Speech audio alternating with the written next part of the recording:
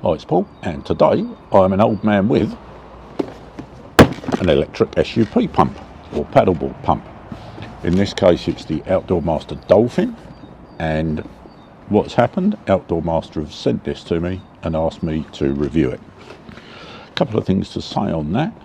Number one, because it's been sent to me for free by OutdoorMaster, UK law demands that I tell you this is an advert. And the other thing is there will be a link in the description to buy one if you should wish to do so. And that also means that this is regarded as an advert. Whether you choose to think of it as an advert or not is up to you. I consider it a review. The agreement I've got with OutdoorMaster is, although they've provided it to me for free, I will give an honest review on it and tell you what I like about it, good, bad, or whatever.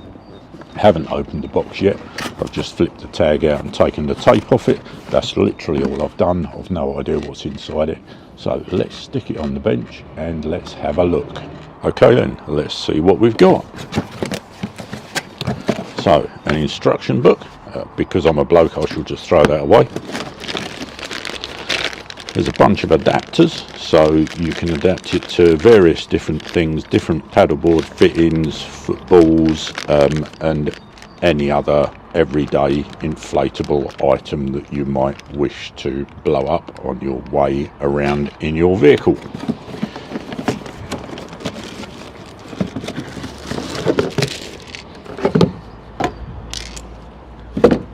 Here's the pump itself. Cable, cigarette lighter plug, and here we've got a connection hose. So all good, except for the fact that what I haven't done is brought out a pair of scissors. Bear with me. Okay, a few moments later, as the meme goes. So there we go, connection hose.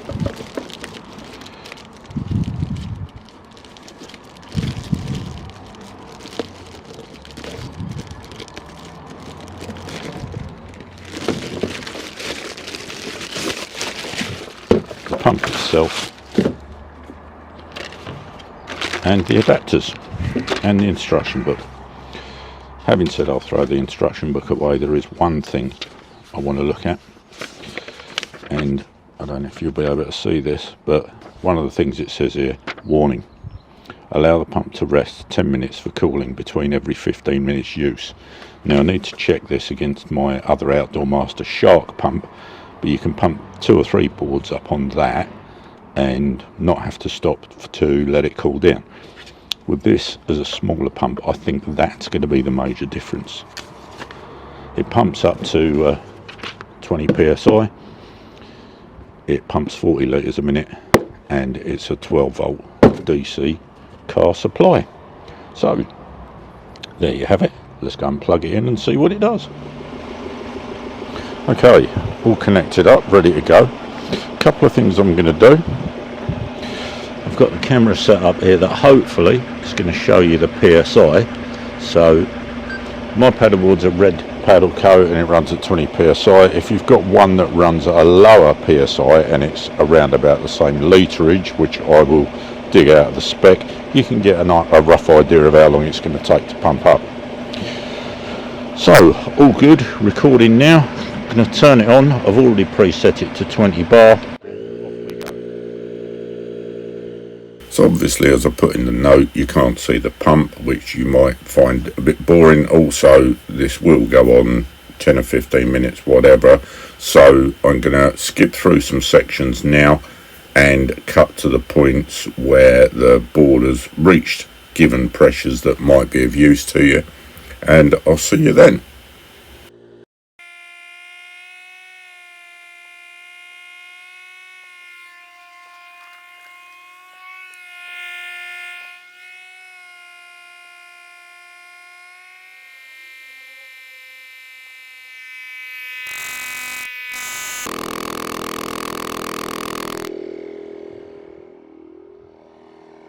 In case it doesn't come out on the camera, it's up at 10 psi now.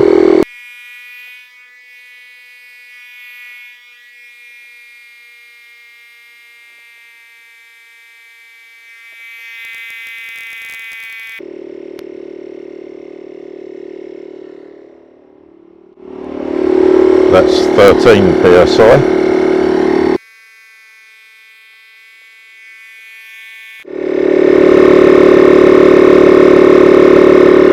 That's 14 psi.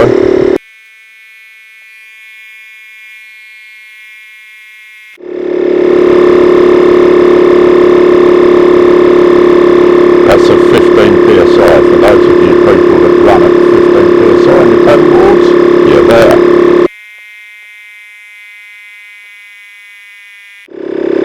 16 psi.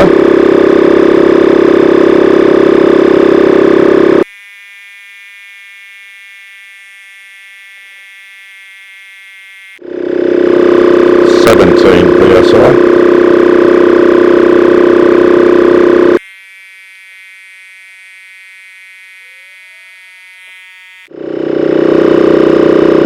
18 PSI.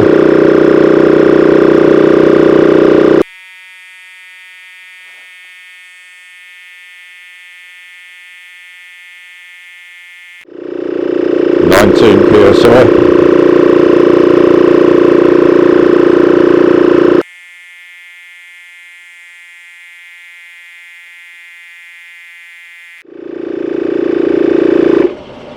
and there you go, 20 psi, we're done.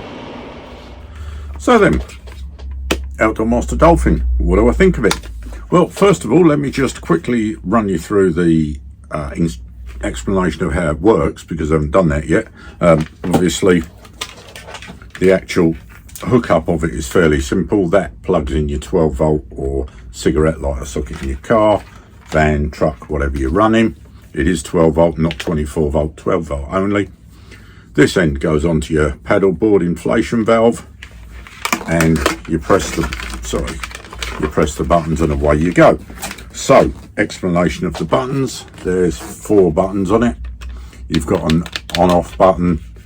You've got a button here that changes the display from bar to PSI. So whichever is your chosen preference for measurement criteria, whether it be pounds per square inch or bar, you've got a choice between the two. You just switch it to PSI or bar. In my case, it was PSI, 20 PSI for my board. So I switch it to PSI. I go up and down with these 2 buttons, and that gives me a preset that's read out on this display of what the pump will cut out at. So power it up, set it to PSI, go up on the up button to 20 PSI. Once I've done that, make sure it's all connected up to the board, press the power button, and you can wander off and leave it. It's all good. When you come to finish using it, the adapter hose comes off with just a straight bayonet connection, twist and pull, and obviously for my board the connection on the other end is a twist and pull bayonet connection. So that's all very good. I'll just take the hose off it for a moment and put that to one side, because I'm going to make some comparisons in a moment. So you saw how long it took to pump up my Red Paddle Sport 11, 300 litre board, and it took about 12 minutes or thereabouts. What I will say is 2 things. The engine on my pickup cuts out after about 5 or 10 minutes automatically to stop me destroying the planet, and I think in the middle of filming, I know in the middle of filming it switched the engine off, and I think that made a difference. I think the pump dropped in output because the voltage dropped a little bit. Also, the socket I got the pump plugged into is right at the back of the truck. It's an aftermarket socket that's been added in, and I suspect that the number of connections in between, if you like, the front where the battery is and the back where the socket is, with every one of those connections you add in a little bit of inefficiency. So possibly if I'd plugged it straight into the power socket in the cab itself, then it might have been a little bit quicker. Maybe I'd have knocked half a minute off my time. To me, I'm not personally bothered. 12 minutes is all good for me. That gives me time to sort my paddle out, get changed and whatever, ready to get on the water, and then by the time I'm all set up, the board's pumped up, good to go. I just chuck the pump back in the back of the motor and I'm off. So for me, this is absolutely fine. I've only used it the once, so it's not a long-term pump test review. I'll do that once I've used it a few more times. But for me, this seems like a good idea. Would it suit everyone? No, it won't, and I will try and explain why. Point one, this only inflates. It doesn't deflate. If you're a person that likes to put your pump on once you've let your board down to suck the last bit of air out, this is not what you want. On my OutdoorMaster Shark, which I bought, and that I did pay for, I bought this a couple of years ago, probably 3 years ago. On this, you can deflate the board. You've got a port for inflation and you've got a port for deflation. I forget which way round they go, and they're not marked, which is really helpful. But you can swap the hose over and put it on the other port once you've finished pumping it up, and when you want to let it down, you just let the air out of it, put the pipe on, and it will suck the last bit of air out, which might make you, or might help you, roll the board up a little bit easier. You may like that, I don't care. Not interesting to me. I can roll the board up quite adequately without sucking the air out of it. So in that respect, this is fine. The other reason that this might not suit you is it's very dependent on how many boards you want to pump up. This will run for 15 minutes and then you've got to leave it 10 minutes to cool down. So if you've got more than one board, this is going to be a bit of a pain in the butt, because you'll run it for 10 minutes, then you'll have to leave it to cool down, then you can run it for 10 minutes for your next board, then leave it to cool down, then run it, then leave it to cool down. And so you're going to have to stop it and let it cool down every time you've pumped a board up. With something like this one, this will pump up 3 in quick succession. You just go from one to the other. Takes about the same amount of time. It's not a million miles different. I'll stick a link to my original review of this pump somewhere up here, and you can see how long it took me to pump the board up with this one. But this will pump up 3. This will run for 30 minutes, so however many boards you can get pumped up in 30 minutes, this is good for. On the downside, as you can see, and I'll show you a better photograph, I'll insert it here.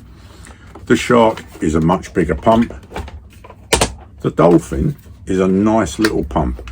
This I could quite imagine. I'll take my paddleboard on holiday, I'll chuck it on the plane and away off to wherever. So I can quite imagine throwing this in the bag and just throwing it all in the hire car at the other end and pumping my board up from the hire car power socket, rather than using the hand pump, which is what I normally do when I'm away. So in that respect, again, it might suit you. It's very much dependent on what you want. They both work very similarly, but this review is meant to be about the Dolphin, so let's concentrate on that. So would I buy one if I needed one? Yes, absolutely. 100%. I would happily buy an OutdoorMaster Dolphin if I hadn't got an electric pump. It would do what I want. Would I buy an OutdoorMaster Shark again? Probably not, because I'd buy a Dolphin instead. Why wouldn't I? Because it's a smaller, more compact pump. But in terms of usefulness, both of them are the same. I just don't have a need to pump up 3 paddleboards. I paddle solo most of the time. And so I'm only ever normally pumping up one board. Occasionally I go out with my daughter-in-law, and so in that instance I would want to pump up 2 boards, so then the Shark would be better, and so on and so forth. But I've got both now, so I don't care.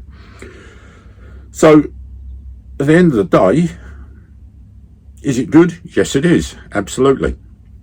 I have but one gripe about the whole thing, and if I just pick up the hose again, I will explain.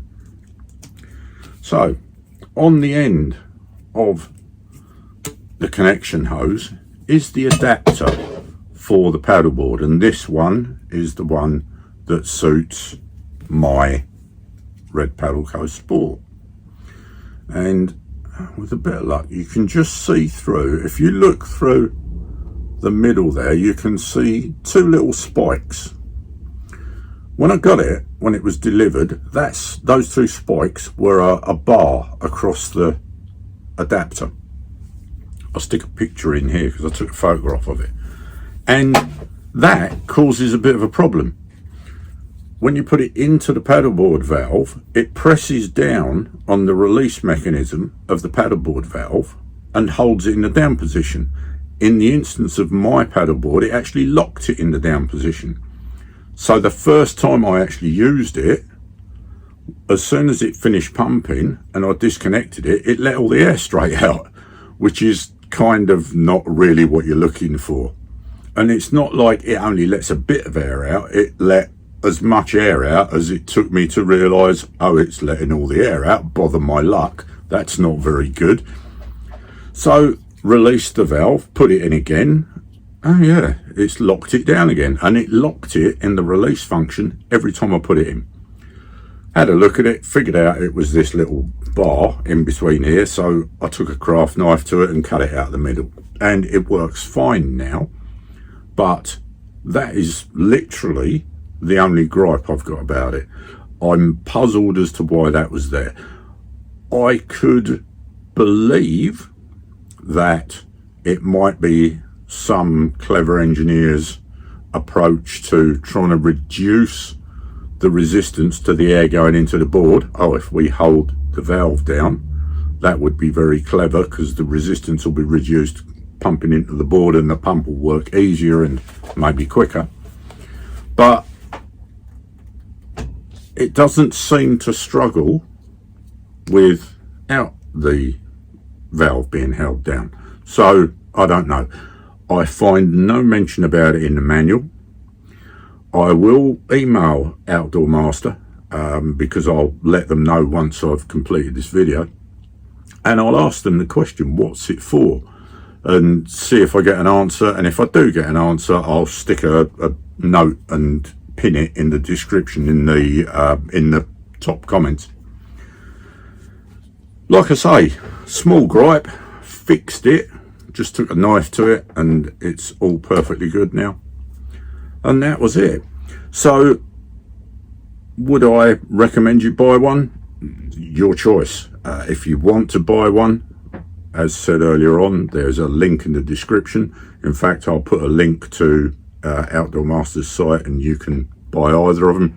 I'll also put links to them on Amazon, because I did notice, particularly on the Dolphin, that it doesn't show the UK as a shipping destination. It shows the US, so if you're watching this from the US, you can buy one from the US.